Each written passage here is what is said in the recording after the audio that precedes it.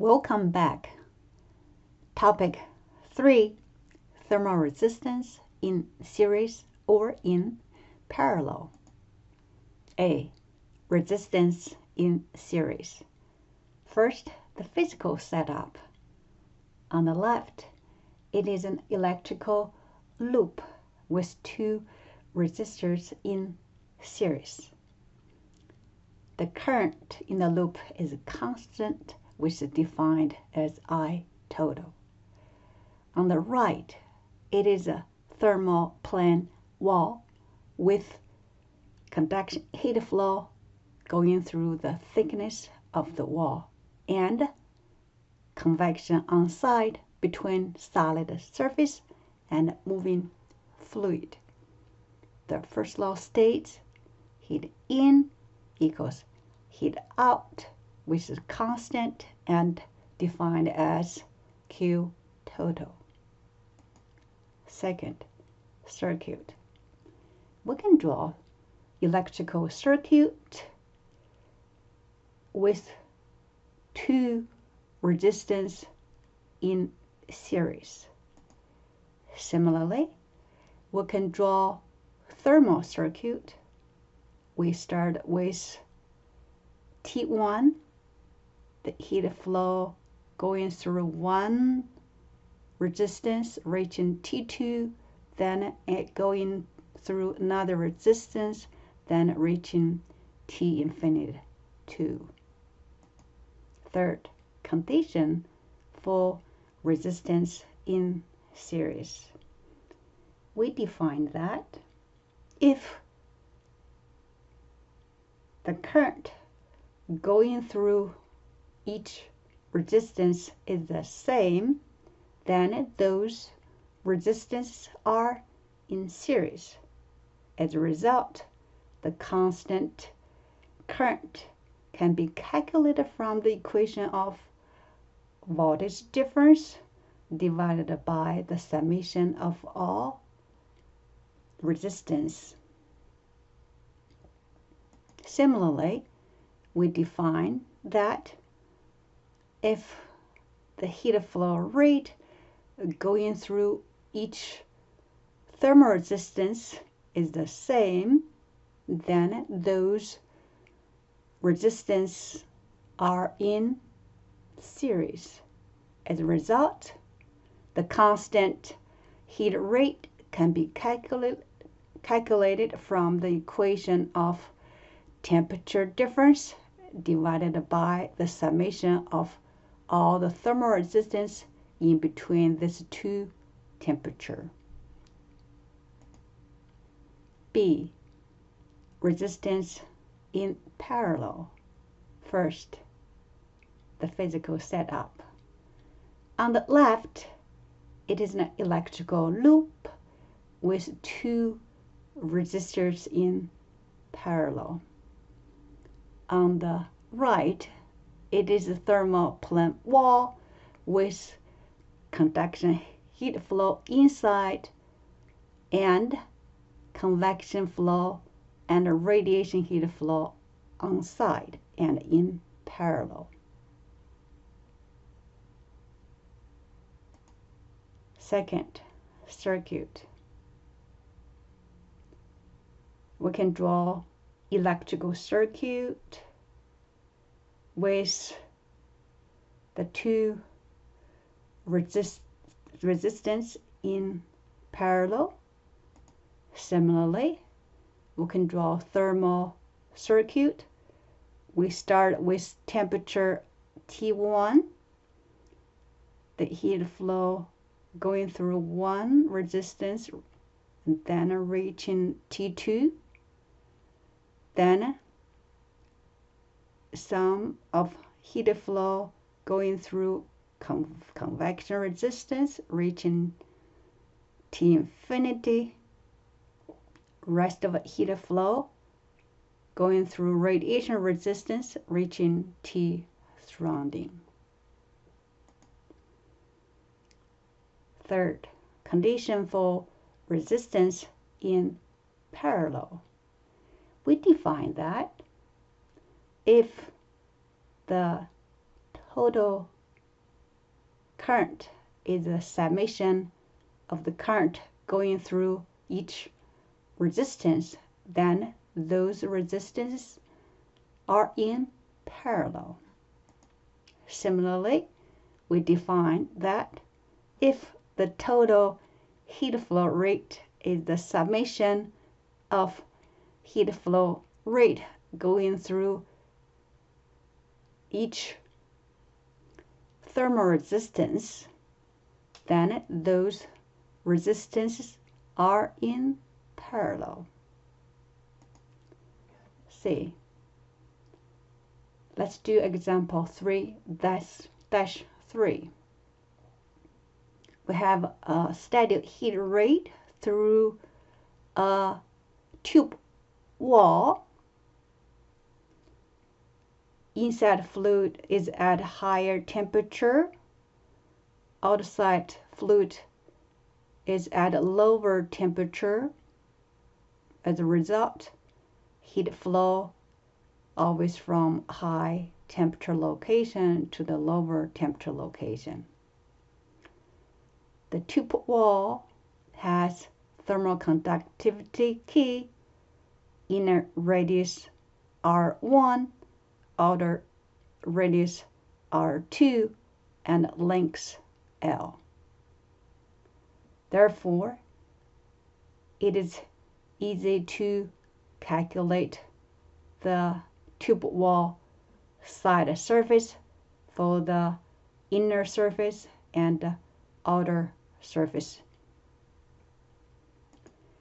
This is what we know, and we're looking for A, the heat rate through the tube, the pipe.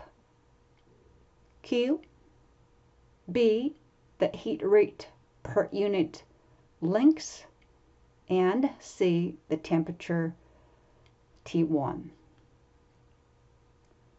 Where do we start? We go to step 2, identify all heat transfer modes. We have convection between the inner surface and moving fluid. We have a conduction within the tube wall. We have another convection between outside surface and moving fluid. Then step 3, we will apply the first law equation to two control surfaces. First law states heat in equal out, in equal out. According to the definition, this 3 thermal resistance will be in series. Step 4, let's draw the thermal circuit and use the resistance in series to come up with our own equation to find unknown. Let's start with T infinity 1 at higher temperature. Then the heat flow going through one resistance reaching T1, then another resistance reaching T2, then the last resistance, then it reaching T infinity 2. Next, we label resistance for the convection, conduction, and convection. Then label the heat flow rate with arrow for direction. Since these 3 resistance are in series and we know the temperature T infinity 1 and T infinity 2, we come up with the equation that the heat rate can be calculated from the equation of the temperature difference divided by the summation of these three thermal resistance. Then we plug into the numbers for the temperature and for the resistance. We get the heat rate value, which is constant. In this calculation, equation 1 and equation 2 define the contact thermal resistance. Then we plug into number. We can get the value for convection thermal resistance. Equation 3 defines the conduction thermal resistance. Then we plug into the number with radius 2 pi L K. Then we get the conduction resistance value. Next, we need to find out the heat rate per unit length. According to the definition, we can easily calculate the heat rate per unit length through this equation, since we know the heat rate and length. So we get the heat rate per unit length cube, single prime. Finally, we need to find temperature T1 at radius R1. Since this heat transfer mode is a convection, we can select the heat rate equation. We know the heat rate, we know T infinity 1, we know the resistance, so we can plug into number and solve for T1. Topic 4, conduction in a composite wall. A composite wall is a combination of two or more materials that are bonded together. They can be arranged in series or in parallel or combine both. A. Contact resistance in a composite wall. The first question is, what is going on at the interface of two contacting layers 1 and 2? There are two scenarios. The first scenario is for ideal contact at the interface. Due to the perfect contact, there's no temperature drop. Therefore, temperature T1 for layer 1 is equal to the temperature T2 for the layer 2. The second scenario is for actual contact at interface. Due to the roughness at the surface, there are gaps, cracks, as shown in this enlarged image. It is filled with gas and act as insulation layer. As a result, as heat flow going through the interface, the temperature will drop. In order to address the temperature drop at the interface of two contacting materials, we introduce a new variable, contact resistance, RTC double prime, which defined as temperature drop delta T over heat flux Q double prime in this unit. For example, if layer 1, layer 2 are steel, the contact resistance RT double prime is a small value. The second question is, what does the thermal circuit look like for a composite wall?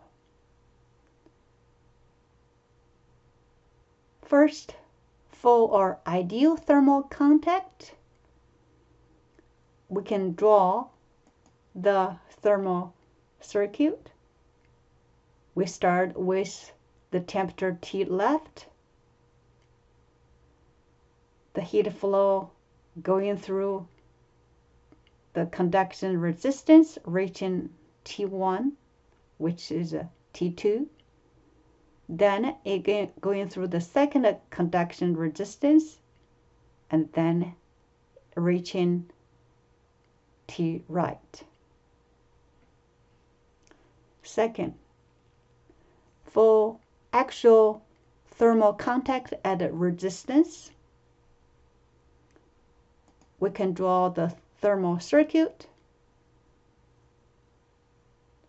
We start with temperature T left, the heat flow going through the first resistance reaching T1, going to contact resistance reaching T2, going through the third resistance reaching T right.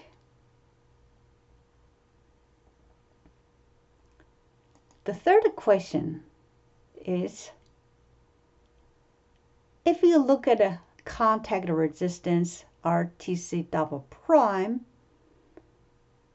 between two metal layers, the value is very small. It is so small we wonder whether we should neglect the contact resistance. The answer is yes, if the problem statement does not provide RTC value, you can assume zero contact resistance. Or in the reality, you compare that contact resistance found from table with other resistance in the circuit. If the contact resistance is much smaller than other thermal resistance in the circuit, you can assume a zero contact resistance. As a result, it is an ideal thermal contact at the interface with zero contact resistance. B, let's do example 3-4. We have two identical steel bar A and B are pressed together. So it is a composite wall. And this two bar combination is exposed to heat flow Q. Assume the contact resistance given with this value. We need to find a temperature drop across the contact surface. This is what we know. QRTC, we need to find the temperature drop delta TAB. According to the definition, we get the equation to calculate RTC. We can plug into number. We know RTC, we know Q. Then we can calculate delta TAB value. Finally, I have a bonus for my dear students. You can practice. See you next time.